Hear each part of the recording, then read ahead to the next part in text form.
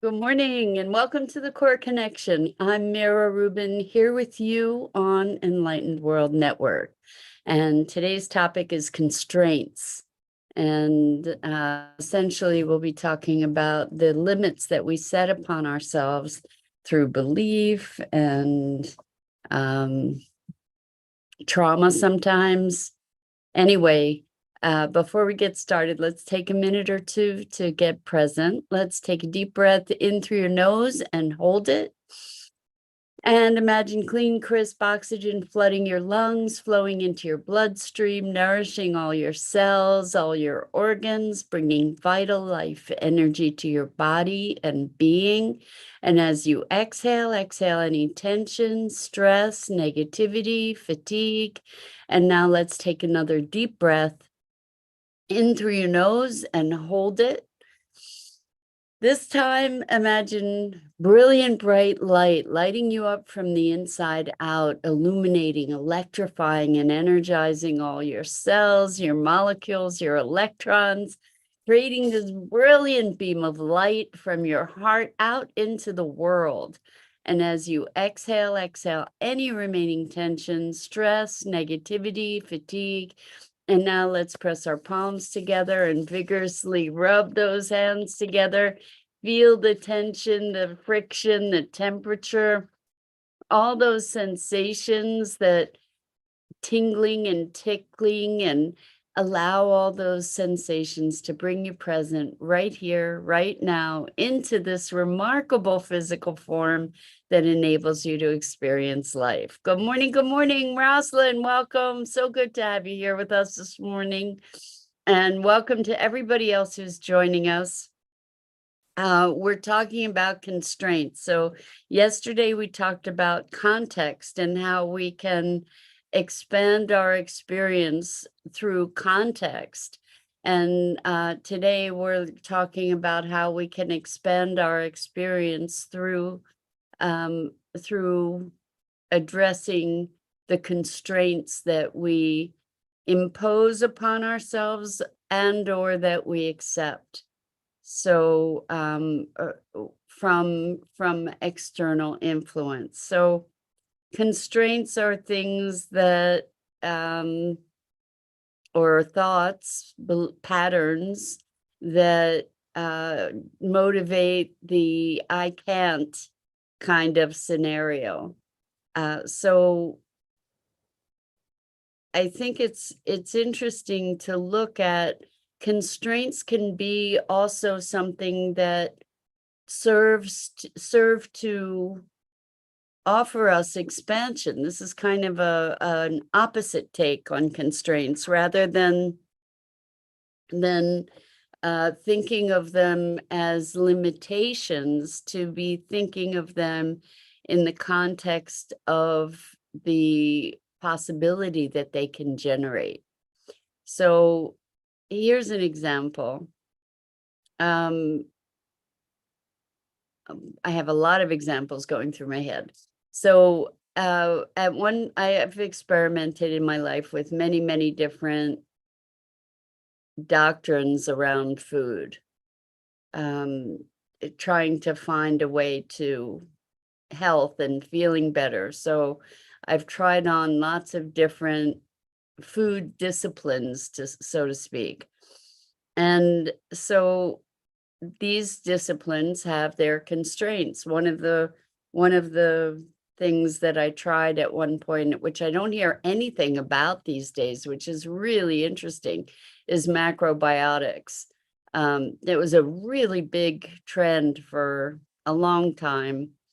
Had to do with eating brown rice and beans and cooking things in certain ways. And I don't know why it's fallen out of awareness, but very interesting. Anyway, there were lots of constraints in this eating modality or food preparation modality. And what was wonderful about it is that it actually, good morning, Jenny. So good to have you here with us.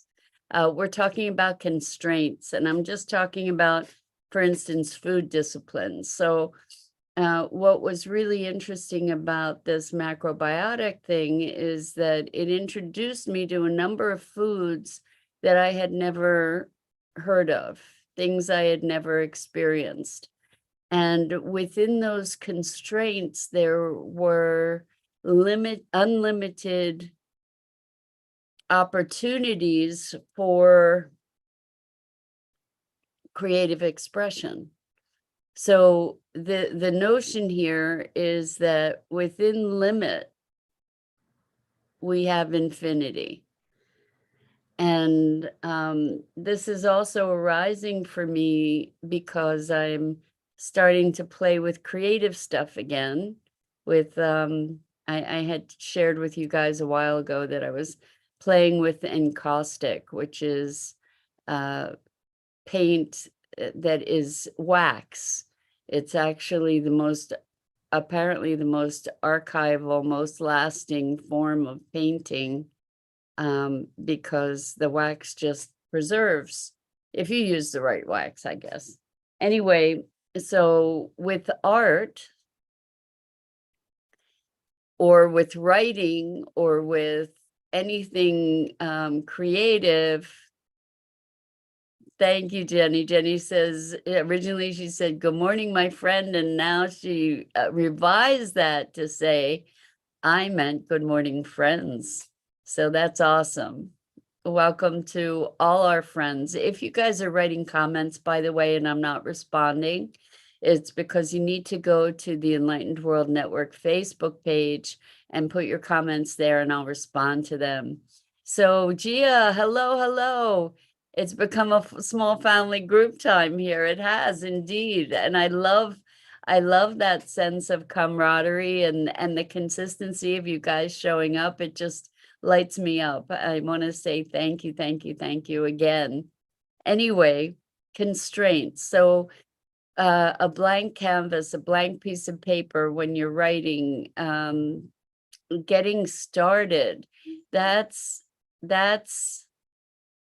challenging, right? And when you have a constraint, or when you set up a context, the boundaries of that context can define or can open up the possibilities for where you go with it. So Jenny is talking about Rosalind says core connecting. That's true. Jenny is asking about the encaustic painting that I mentioned. So it's painting with wax. So I'm going to share this with you a little bit. So hold on, I'm just getting a couple things. So I was playing around. I had all these toilet paper rolls. This is from a while ago, but I had all these toilet paper rolls because I had been buying bamboo toilet paper, and the rolls were really substantial, really solid. And I thought, geez, there's something I could do with these, but I didn't know what. So I gessoed them, and then I started painting on them this is a while ago, painting on them with wax. And you can see that you can get, I don't know if you can tell, but there's quite a lot of texture here that you can get. And all the different colors. I was just having fun making these colorful messes on toilet paper rolls. And so then when I would be melting the wax, I have a hot plate, and I melt the wax, and you can blend it on the hot plate itself. And I would wipe up the hot plate with these muslin strips, and it would soak up the wax. Didn't soak it up really well, but so this is wax from the hot plate that got put on the fabric. And I have been having my month off from my core connection practice, because I work for 3 months and then I take a month off. And so this is the last week of my month off. And so I was trying to decide whether I was going to do something with weaving or something with jewelry. And so there was an art show or a studio tour of artists in Montgomery County where I live. And there was a woman who teaches encaustic. I've been trying to take a course in it for a while, and they kept getting canceled. Anyway, so I went to this demonstration that this woman gave, and it put the fire in my belly again to play with this encaustic. So I came up with this, which was just fun, taking those strips that that were colored by cleaning off the hot plate and weaving them together to make this encaustic, patterned, colorful foundation that I can then develop into something else. I can put it on a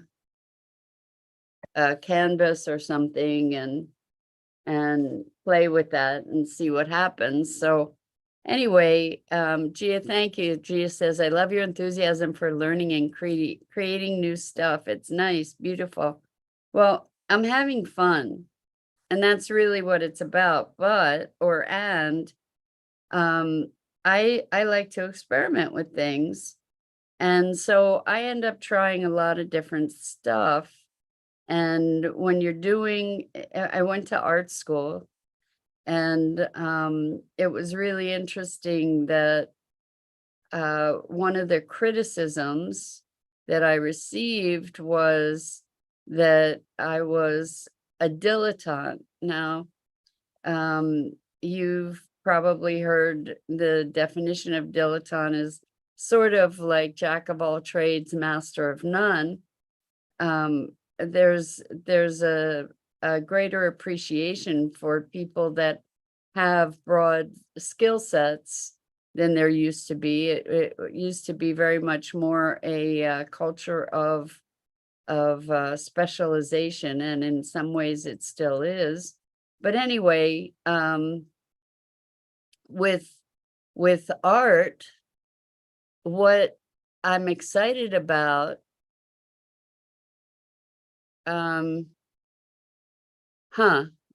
Jenny, you said you come up with interesting information to talk about. What is dilation? I think you may have misheard something I said. I don't think I said dilation. Oh,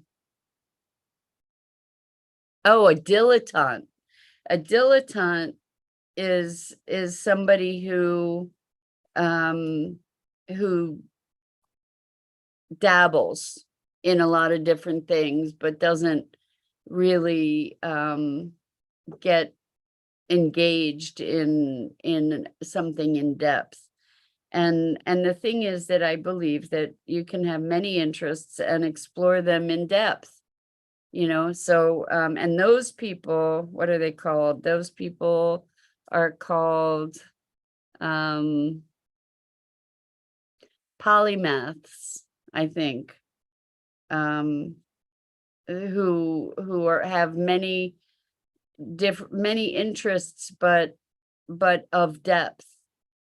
Anyway, so with art, what I encountered at one point when I tried to have a show eons ago was that I didn't have a cohesive body of work, which is really interesting. And I don't know if that still has play or not. I'm imagining it does. But in other words, creating a theme, diving deep into certain explorations and expanding from those explorations. Gia says, like, jack of all, master of none kind.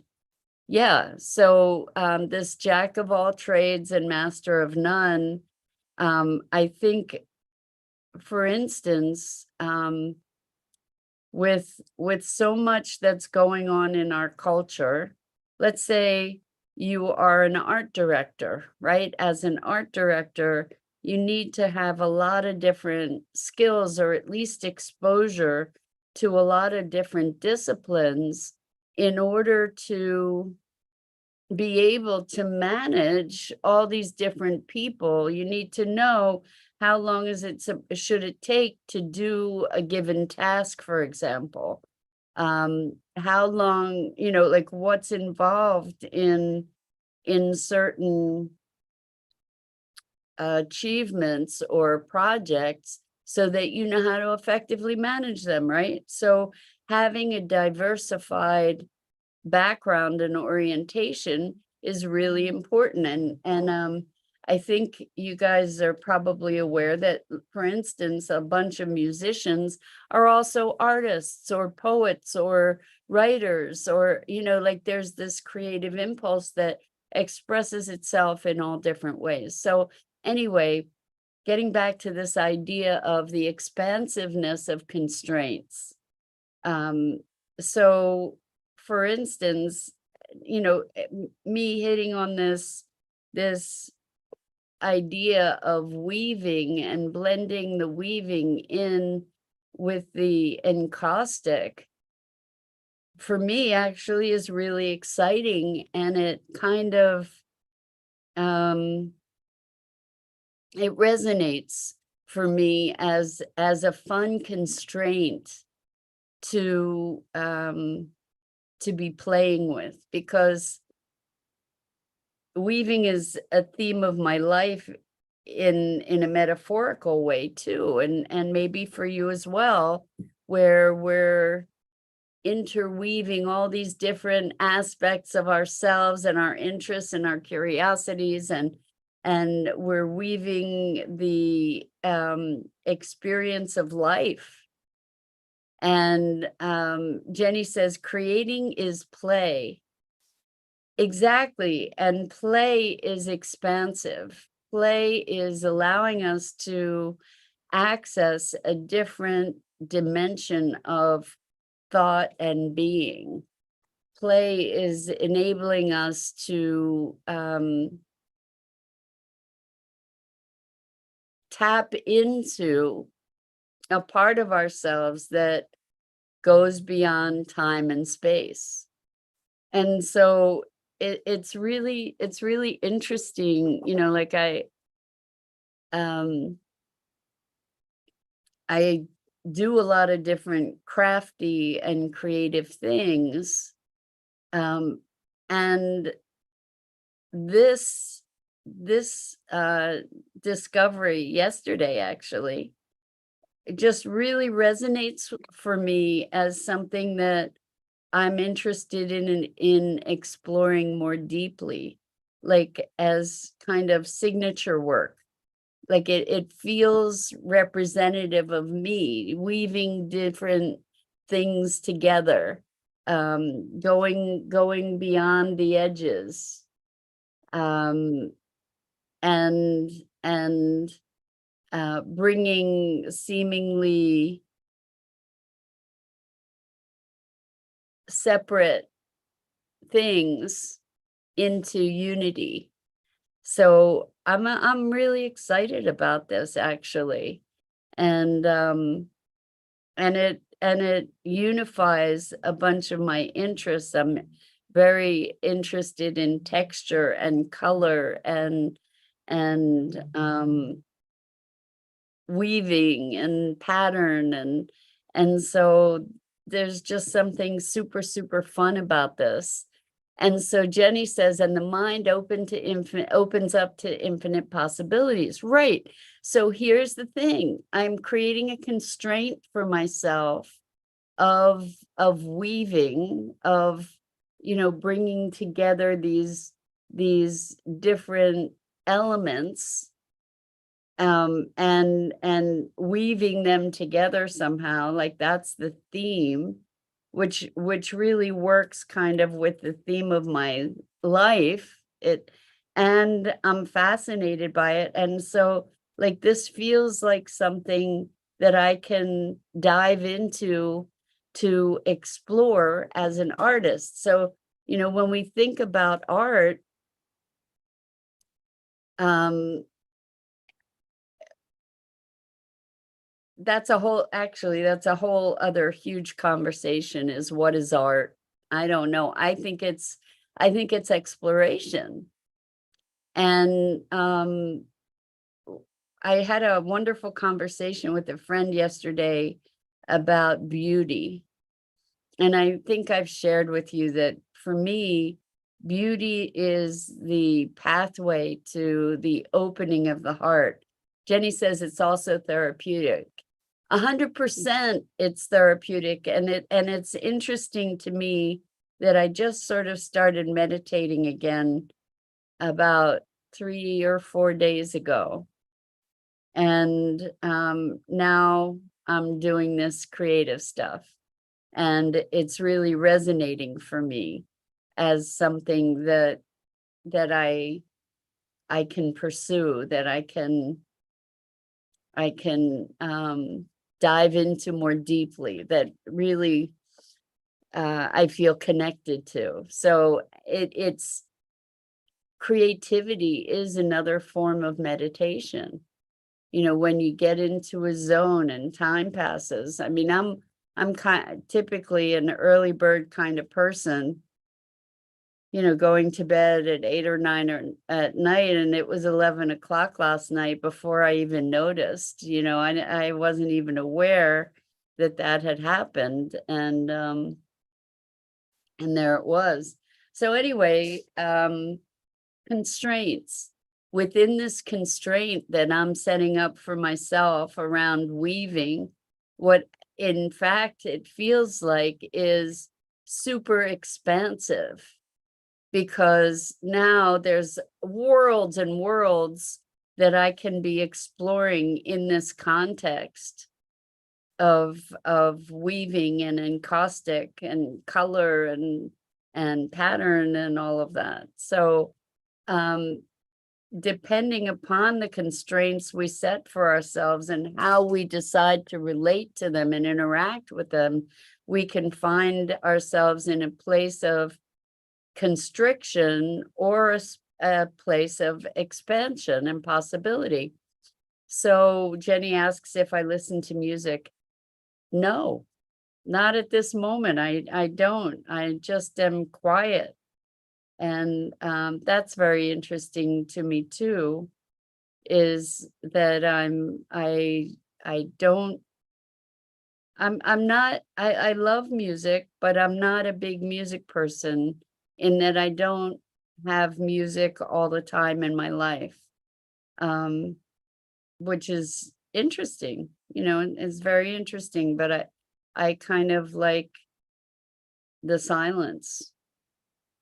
Anyway, um so constraint, and I'm wondering if you can look at your life, like places where, let's say we're wanting to do stuff, but we're not motivated. Sometimes creating a constraint can can give us the motivation that we need. So for example, let's say you're decluttering or cleaning. Rather than being in the context of, oh my gosh, I have to clean the whole place, what if you give yourself a constraint and say, I'm going to give myself 10 minutes and see what I can do in 10 minutes, or I'm just going to put my attention on this one room, and that's enough. What would that be like? Does that open up possibility for you? Where it's like, "Oh, okay, now I can do that. I can approach that. I can approach the whole place, but this one little piece, I can do that." That's a constraint. That's a constraint that we can use in a way that's expansive, because it enables us to take an inspired action, right? Interesting. I've found that with food so often. I've tried macrobiotics, I've tried raw foods, I've tried juicing, and each of these constraints calls one to explore the boundaries, to see, well, how far can you go within that constraint? What's possible? How can I apply my creativity within that constraint to feel expansive? So, wow. Okay, Jenny, this is great. So the band Satsang from Montana and Trevor Hall. I am going to do a search for that. Thank you. I will definitely check it out. So, creativity, I think creativity breeds creativity, and creativity is all about finding new possibility, finding new approaches to things. And it's kind of exercising our mental muscles so that we experience new contexts and new well, generative. What we're doing is we're cultivating our generative capability. We're stepping outside the known. And so creative play is a way that we can step into the unknown, dancing. That's the idea, is to be dancing with the unknown. That's what creative play is. As long as we don't get ourselves stuck in having to produce something that is beautiful or saleable. I had a friend who was doing all kinds of beautiful, amazing ceramic work and having a fun time, and then sort of got stuck and was stuck in, yeah, but can I sell it? Can I make a living at it? And so the way that we addressed that was to say, okay, so here's the deal. Just go play, and then destroy whatever it is you made, because it wasn't, we wanted to get them engaged in the creative process rather than the evaluation of the final product, right? So just making messes like these fun messes that I made, they were just really fun, and I find them beautiful, actually, so vibrant and electric, and they're just messes, but they're really fun. And yes, so Jenny says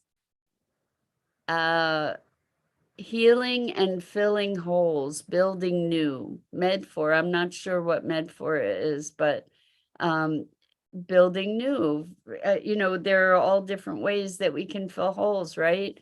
And Jenny says dancing has no destination. Exactly.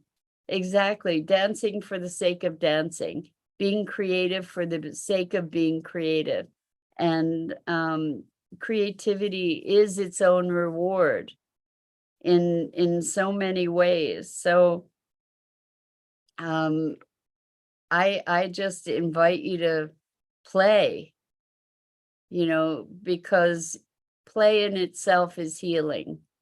We're accessing that aspect of ourselves that is the same aspect, I believe, that we access when we're meditating, the place of possibility.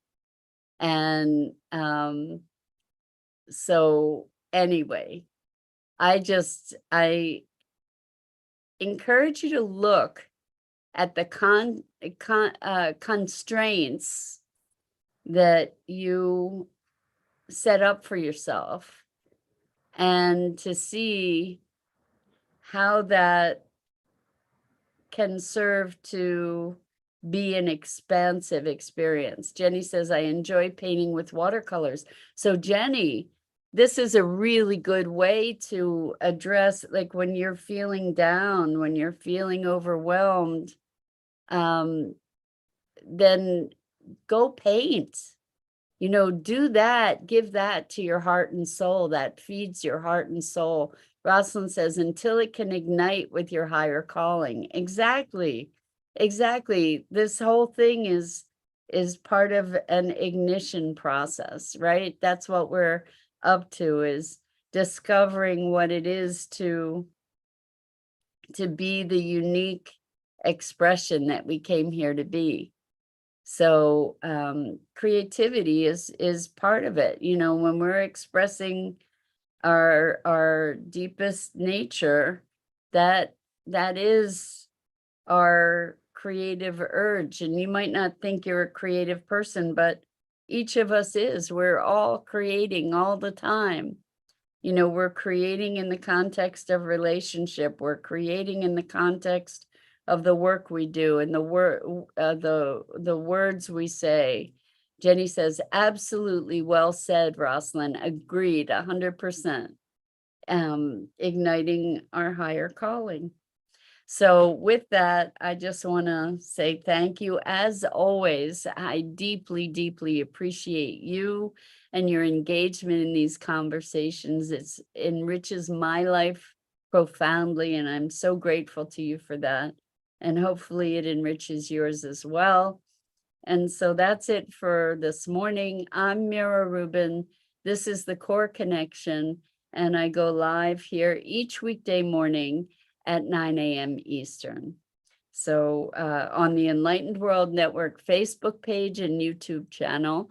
And I encourage you to check out the other awesome programming on Enlightened World Network. So Jenny, as a parting remark here, says, creating our lives, essentially. Yes, exactly. We are creating our lives. Exactly. So with so much love to you, please check out the other awesome programming on Enlightened World Network and Enlightened World Living and EWN One with the Earth. And I hope to see you again here really, really soon. And